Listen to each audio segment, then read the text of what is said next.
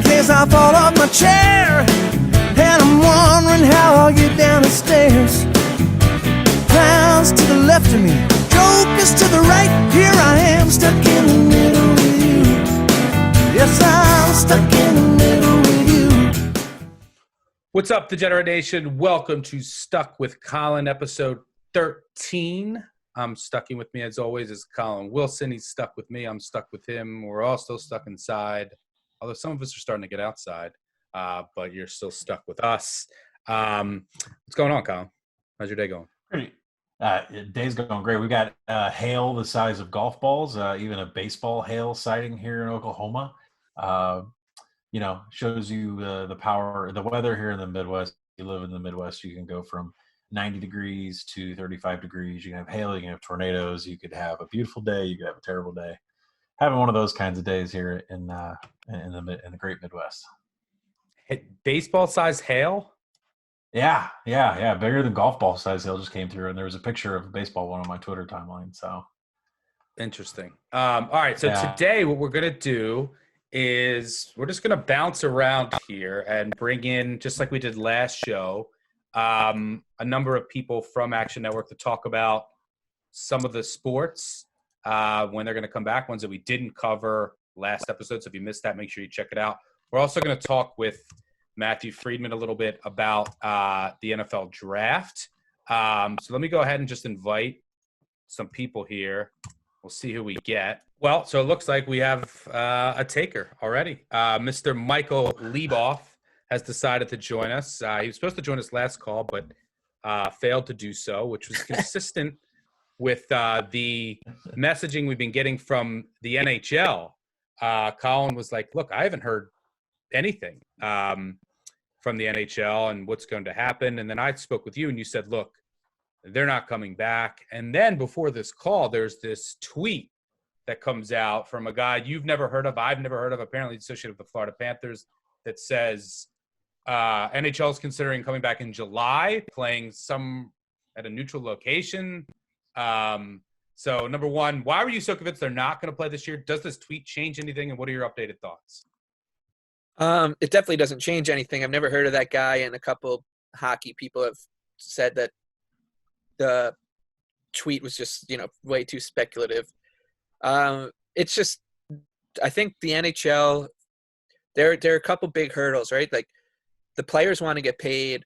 There's going to be a lot of revenue loss if they don't play the playoffs. So I think they're going to try to play them, but it's just such a complicated sport to pull off something, like something creative like they're going to need to do. And that's just not the way the league thinks. They don't like to be first to try new things. I guess, the only thing that they did first was put a team in Vegas, and it worked out well, but that was after, some horrible failed experiments in, Atlanta, and it took a long time in like Carolina to get going, Florida, but they just don't like to do something and then have it blow up in their face because they're very self-conscious, I guess, from a PR point of view.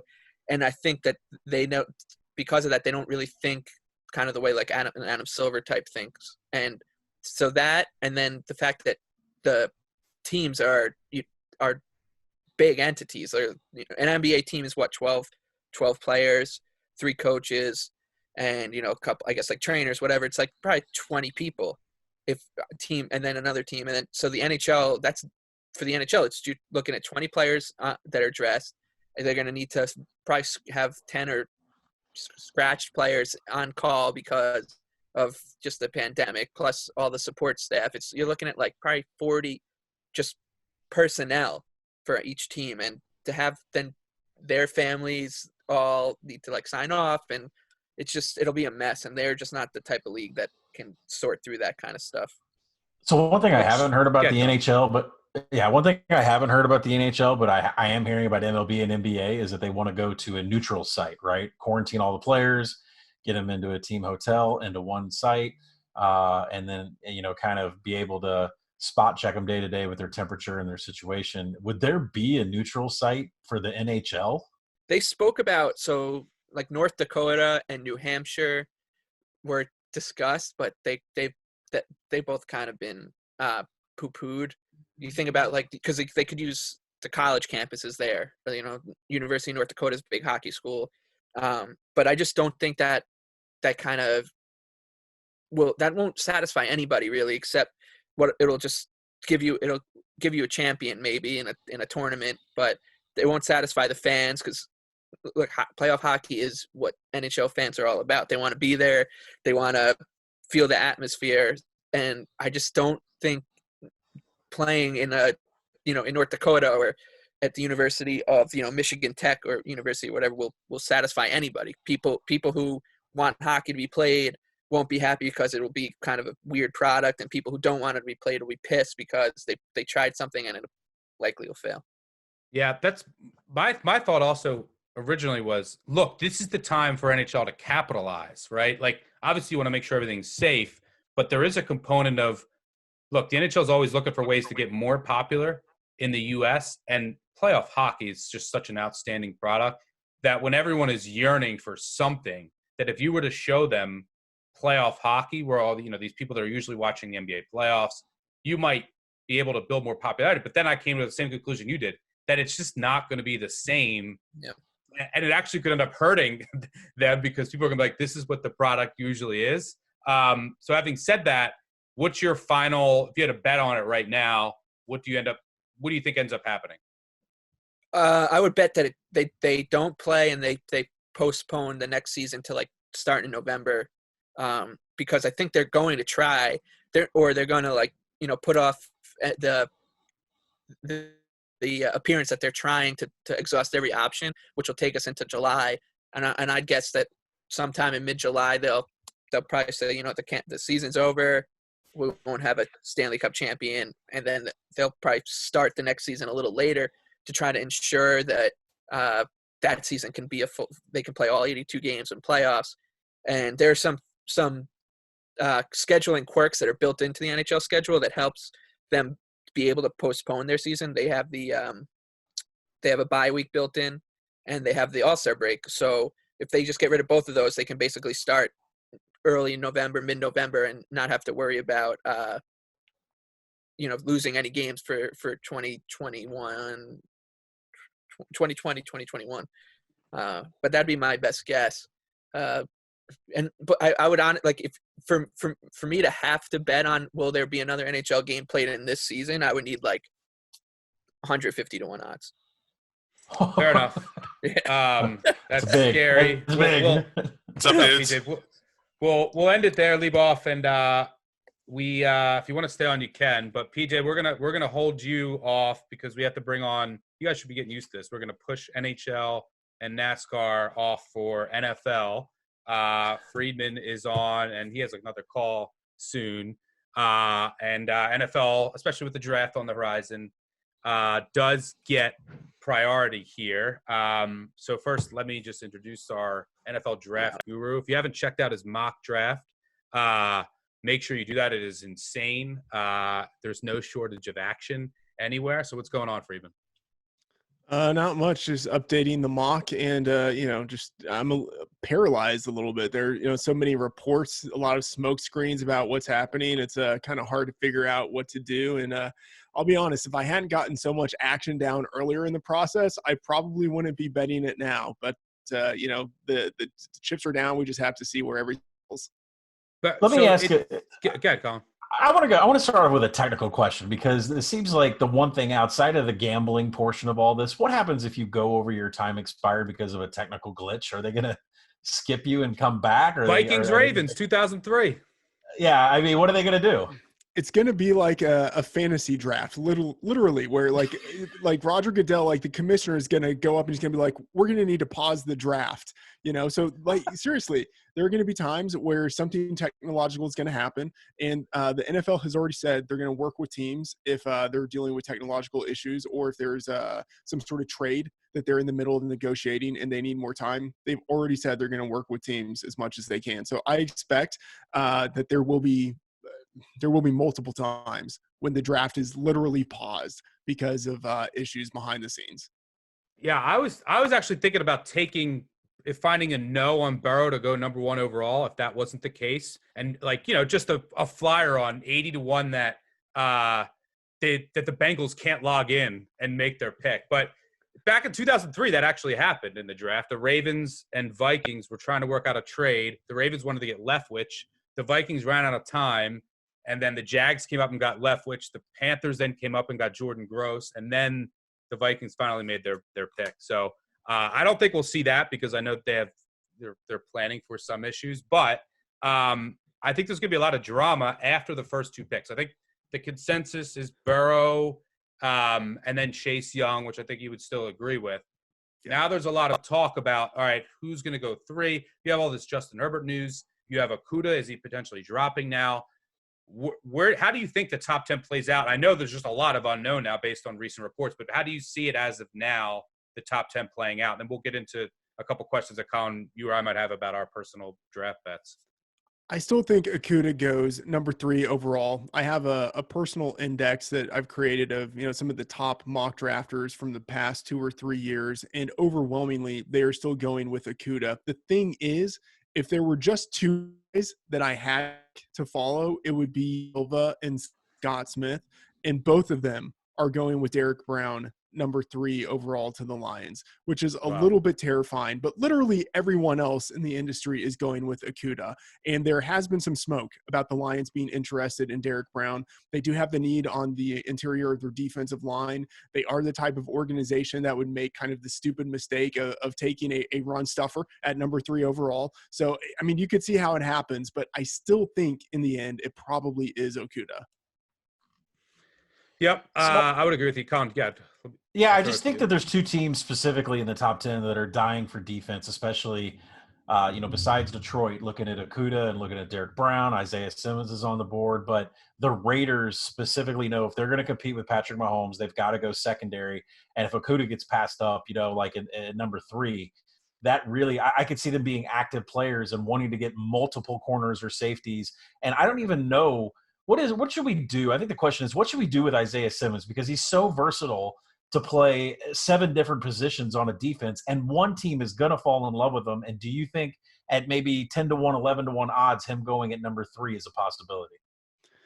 Yeah, the thing is, we normally, so a couple of things. One, just for those teams picking in the top 5, you normally get some sort of inclination just because of leaks in the building, and then especially the Lions, they tend to be a leaky franchise anyway, and so for there to be nothing coming out about Isiah Simmons at number 3 overall, that would have to be one of the best kept draft secrets ever, for that not to get out and for them to take him number 3. And I just don't see that happening with the Lions. It could happen, but it would be something unlike we've seen in draft history, and also with the Lions in particular. Yep. I agree with you there. What I wanted to ask you is about my team and your team, which I actually have 2 bets on. We'll start with the Cowboys. One of the things I like about your piece is and I think this is in general, it's kind of misunderstood, is that just because something is minus 400 or minus 600 doesn't mean that it can't have value, right? If you make it minus 800 or minus 900 and it's minus 600, that's value.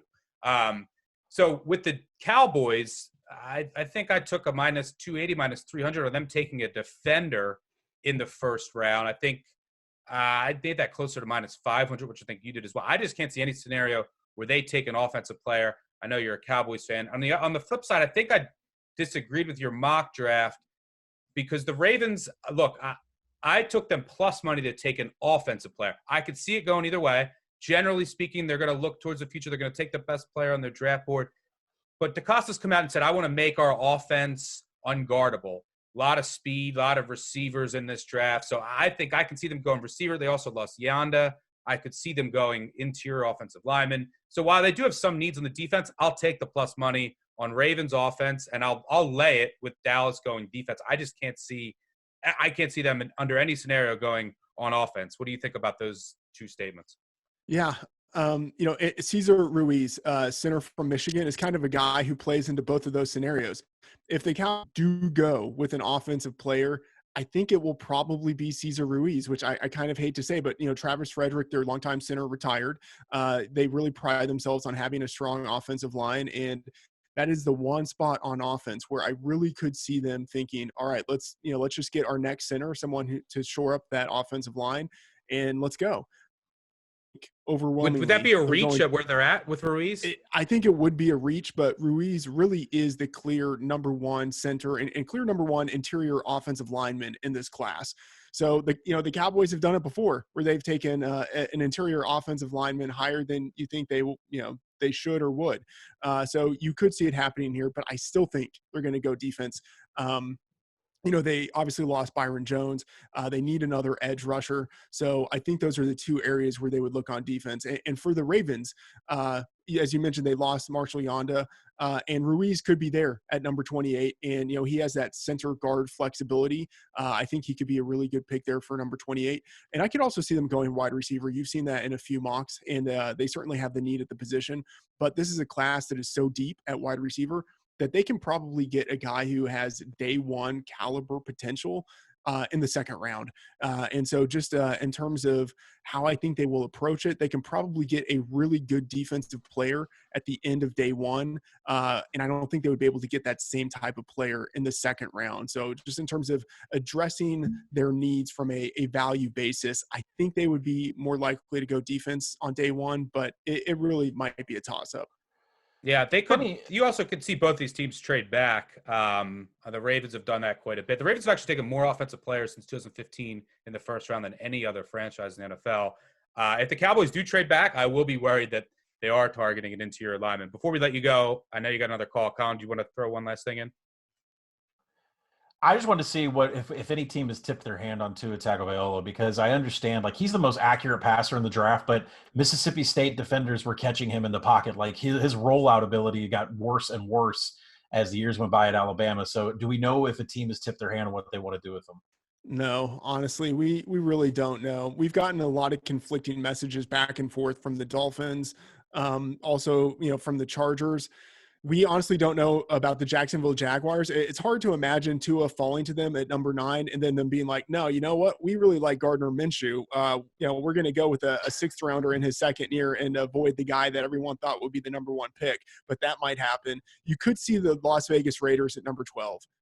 They haven't really been shy about indicating they're not totally thrilled with Derek Carr. Maybe they have a situation with Carr where he can play out 1 year and they can essentially redshirt Tua just to let him get fully healthy. But honestly, with Tua, no one knows. There's just so much that is unknown. And there are real reports out there that he could fall out of the top 20. If one team in the league is totally hands off, there are correlations. Other teams in the league, because they all kind of think similarly, they could be hands off too. And I mean, who knows if he falls to the Patriots at number 23, I mean, you'd have to think they maybe take a shot on him, but you never know. That medical report's got to be floating around to GMs all over the place. Yeah. I think he's the great wild card of the first round. I know you got to run, Freedman. I know this is also your Super Bowl, your favorite time of the year in the draft. So enjoy it. And everyone else, go check out all the fantastic content that's on Action App and actionnetwork.com. Thanks for taking the time to join us, Freedom, and good luck with all of your action. All right. Thanks, guys. You too. All right. So now let's bring in Mr. PJ Walsh, who's been patiently waiting. We are going to talk. Look, we said the NFL takes priority here because it is the next event, but we have to talk some NASCAR because that is the next live action, presumably. That's going to come, and it looks like Memorial Day weekend.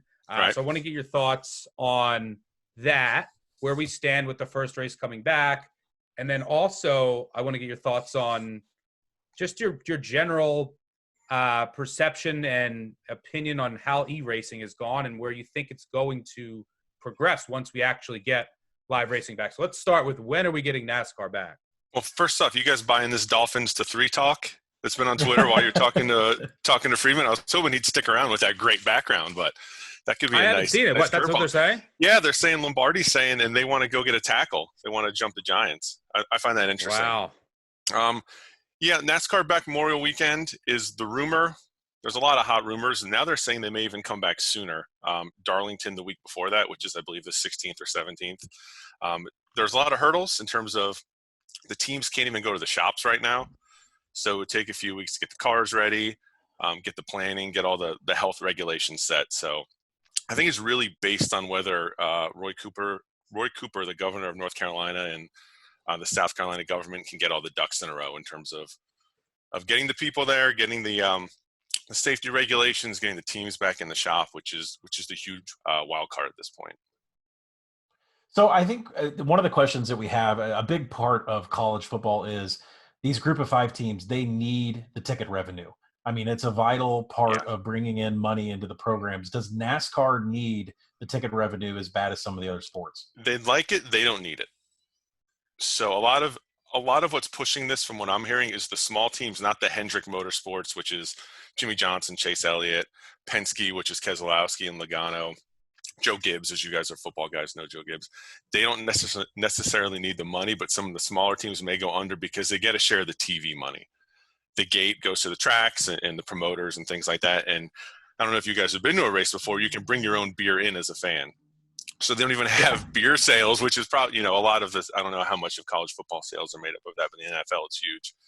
So it's really the lower teams because NASCAR doesn't have franchising. So let's say you, me, and Stuck want to start Stucky Racing, and we build a car and we throw Leboff in it to be our driver. And as long as we build it to spec, we can go try and qualify that car.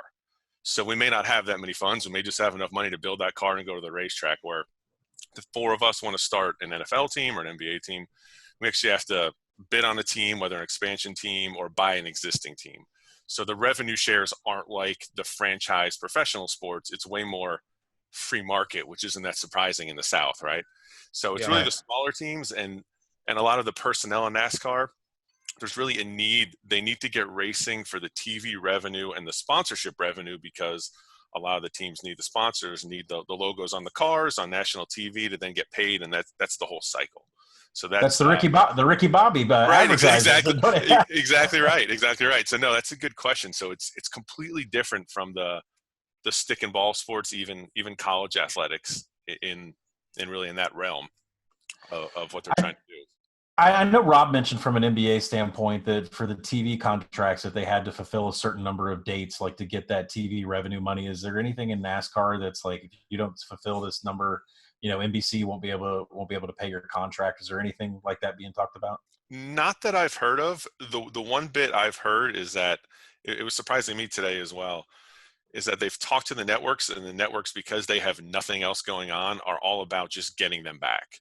So I think in this, if there was a clause like that, like in NBA, in this coronavirus sports, I think if they come back and they do 30 races instead of 36 national TV races, but they get back first, and let's say May 16th or Memorial Weekend, they're on national TV, the networks probably won't care. Right. Yep. Yeah, I agree with that. Nah, I do know the beer. Look, I don't know much about NASCAR. I follow some of your bets sometimes. Lord Byron, who's been my guy, just some when there's nothing else going on. But I've actually been to a couple tracks. I grew up outside of Philly. I've drank at Dover and Pocono. But you didn't go in, right? No, I've never been in a NASCAR race. But so what I do want to ask you about, this could be a stupid question because, like I said, I'm a novice. I don't really know much about NASCAR. Right. Now with a big break in between, and presumably people are at home, and you're looking to handicap this next race, is there an advantage that maybe some of the certain drivers have over others as far as preparation, or does it really just come down to, look, it's still based on the cars. That's not going to change. The time off doesn't really do much, and they're doing this iRacing. So is there any advantage to be had that you can find an edge in as far as the time off? I don't think the time off has much to do with it, specifically because the teams can't work on the cars. Let's say they had the last race 2 or 3 months ago, and they were able to work on the cars. They could be putting in the data they had and testing and figuring out what they were missing, where they were wrong. Now they haven't been able to do that. They could do calls like this and talk about it.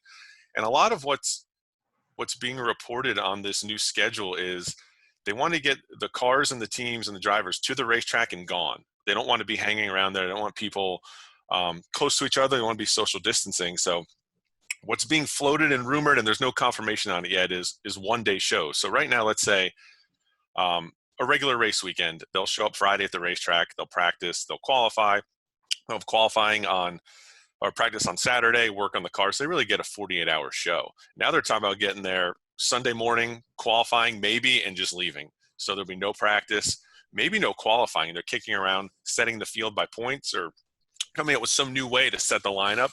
So in that scenario, once we figure out the rules, if there's really no practice and there's no qualifying, or they're pulling names out of a hat to figure out the starting lineup, they're just going to show up, race, and go home. It's all going to be on historical data. So we're all going to have to look at how they've done at similar tracks as opposed to where they qualify, maybe how they've run recently, because there are no recent races. Yeah. So there's Yeah, still, it really turns it turns into a golf handicap. Like, does your game fit Yeah. this course? Because there's a lot of racers that have certain courses or I'm sorry, certain tracks they're just better at. Yeah, and my typical handicapping is you come into a race weekend and you look at the data you have. So you look at maybe with anything that's compatible, you're looking at maybe the last year, how they've done at similar tracks. But then there's also advances in technology. So how have they done the last month or so, right? Like college football teams, maybe, they have new players, and in November, they're not the same team they are in September because they're gelling and learning more. So I'll look at that. And then I'll also look at, okay, how have they been at the track this weekend? Who's fast in practice? Who's fast on long runs? We're not going to have a lot of that. So we're going to be forced on that longer term data, which is still good data, but that's also only what the books are going to have too. So you can make the argument their numbers will be sharper because we're all going to have the same data, and you won't be able to find that edge where, say, Martin Truex, I'm just throwing this name out, but he opens at 12-1 because he hasn't been great at this track, but in practice, man, he's the best car, and you can get down before odds makers adjust. So a lot of it's going to be the schedule, and it'll be interesting to see, are they going to have practice? Will they qualify? How will they qualify? What track is it at? Because track position means more at some tracks than other tracks because it's harder to pass, or the race is longer, or the tires don't fall off for a lot of reasons. So we're going to have to be flexible. It's going to be in flux, but the devil will be in the details. Yep. Yeah, coronavirus or not, you still have to avoid the inevitable crash in the last 5 laps, huh? Right. Well, for me, it's the caution in the post-race inspection. Yes, I pick the winner, but they never pass post-race inspection. So, yeah, it's going to be interesting. It seems like the stars are aligning for a mid to late May return. The governors are on board. News broke that in Texas, the first weekend in June, I believe it looks like, the track promoters on board, the track owner, the governor, NASCAR, they're all ready to go. So the very latest, it would be that first weekend in June. Yeah. It seems like everything's open up in the South, which would align with NASCAR coming back. Now, one sport where you don't have to worry about passing a post-race inspection, or maybe you do, and I just don't know about it, is iRacing. The feedback, there's been a lot of drama, or you have people quitting, people throwing racial slurs around, but the actual sport and betting on it, from what I've seen, is more positive than I thought, the feedback, and people have enjoyed it. Obviously, anything in this time except a horse competition that ESPN tried to put on, anything is welcomed by sports fans. So my question to you is, what have you thought of it? And do you think it has any staying power for the future when, maybe during the off season or other iRacing events once we're actually back to normal? Yeah, I've actually enjoyed it, and I've enjoyed betting on it. Some of it has to do with, like you mentioned, there's nothing else. So it feels like a quasi-normal race day. You get up, you have your bets, crack a few beverages, like you fine gentlemen do as well before the game to sweat it out. I have to warn you too, 2 toddlers just stumbled in here as part of the quarantine sports betting parents. So just to let you guys know. So I've enjoyed it in that, and I've also enjoyed, as a hardcore NASCAR fan, some of those races can go long, 3.5 hours, and I enjoy it, but I think the casual fan is enjoying it's something quote unquote live, meaning it's not a simulated sport, it's not ESPN Classic and talking about something that happened in the 90s. I know, watch, yeah. She wants to watch it with me. So I think how long are they usually? They're usually 3 to 4 hours. They're 3 to 4 hours. So, you got to dedicate a lot of time to it. Now, if you're betting it, you just flip on the last 20 laps. So like Collin said, wait for that wreck with 5 laps to go when the winner pops up. But I've enjoyed it in that capacity. Whether it's going to stick is tough. I actually wrote a column at Action Network on a proposal where I think NASCAR should try and create with iRacing a kind of a legend senior tour type series and keep it going at old tracks. But I think the draw is too, is you're seeing like people want to see Dale Jr. race. And the cool thing is you can see people who are retired who were worried about potentially getting injured or just, in their mid to late 40s. So I think when the regular traditional on-track racing comes back, it's going to be difficult because I can't see people like Kyle Busch and Kevin Harvick and Jimmy Johnson, who are the stars. They're going to be putting all their time into the regular Cup Series to try and win a championship. Plus, if NASCAR does try and get 32, 36 races in, they're talking about doing midweek races and, doubleheader weekends. So you have the opportunity where they're going to race on Sunday, race on Saturday, race on Sunday, race on Wednesday at another track, and then be back Saturday, Sunday at a new track. So you're talking potential for 3 to 5 races in 7 days. I don't see them really prioritizing iRacing in that span. So I'd be pessimistic that the current format would still work for iRacing. But if they pivoted to something and you threw Dale Jr., who's not in the Cup Series, Tony Stewart, Jeff Gordon, some of those retired drivers who are big names, and did it on a Tuesday night or a Thursday night, people may watch and they may bet. Yep. All right, so we'll end it here. We'll end it on a positive note. Collin, do you have anything else before? No. Let's end it on a positive note because we ended Leboff's interview with he needs 250 to 1 to bet hockey coming back, which was not the positive news we were looking for, but we look for honesty as always. Sure. So I think that we're going to get a more positive outlook from you. If you had a bet on NASCAR coming back by or on Memorial Day weekend, you're putting your money down on yes? I'm putting it on yes. I'd make it a favorite, but not a huge favorite. I give it minus 150 yes, that it comes back by Memorial Day. Perfect. I think the stars we'll take that. Yeah. I say money wants it to happen. Money wants it to happen. So if the teams want it and the politicians and the track promoters, it'll happen at some point. Yep. That means we'll take that. It means we're going to be betting on it. You know that. Oh, yeah. I think everyone's going to be betting. A lot of new NASCAR fans that weekend will be looking to you for some winners. Thanks for joining us, PJ. Collin, thanks as always for joining me. Stay safe, stay sane out there, and we'll catch y'all later. Cheers. Thanks, guys. Peace out.